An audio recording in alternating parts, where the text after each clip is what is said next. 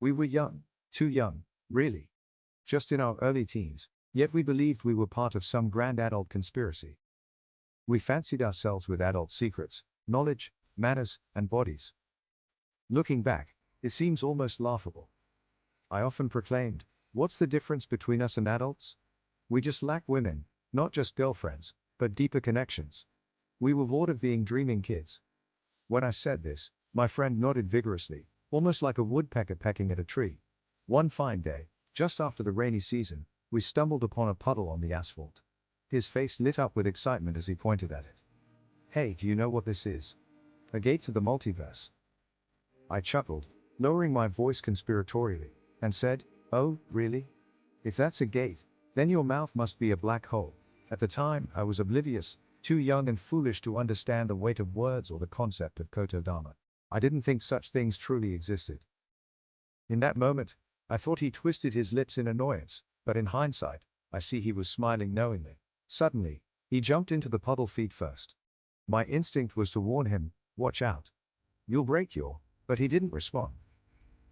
It was as if he didn't hear me, and then, he simply vanished beneath the water's surface.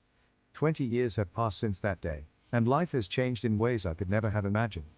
On a radiant Sunday afternoon, I found myself taking my 5-year-old son to the playground.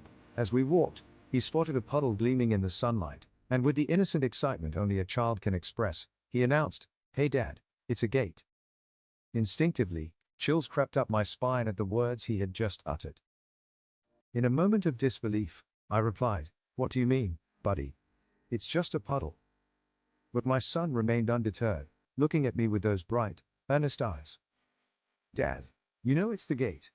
He pointed more insistently at the shallow puddle. I felt a knot form in my stomach, a mix of fear and wonder. Then, my heart raced as a human head emerged from the water. It was him. My childhood friend, the very same boy who had leapt into that puddle all those years ago. Though he had aged, he bore a striking resemblance to the boy I once knew, now appearing almost the same age as I was. Time had not changed him much. He looked up at me, tilting his head slightly, his expression cheerful and light. "Hi. I'm home," he exclaimed, his voice filled with joy. In that instant, everything surged back, the memories of innocent adventures, childlike dreams, and the endless possibilities that lay before us. I was struck by the realization that my son, with his pure belief, had somehow opened the very gate that my friend had once passed through. As my son gazed at his newfound friend, I was flooded with emotions, the laughter of childhood, the thrill of discovery, and the unbroken bond we shared in that moment were palpable. It felt surreal, as if we were witnessing magic itself unfold before our eyes. This puddle, the very same portal to the multiverse my friend had jumped into, had been revived by my son's innocence. I found myself wanting to ask him countless questions. Where had he been all these years? What had he seen? But for now, none of that mattered. Instead, I reveled in the joy of that moment, watching my son interact with the friend I had lost to time, grateful for the chance to reconnect, not just with my friend but with a piece of my own childhood.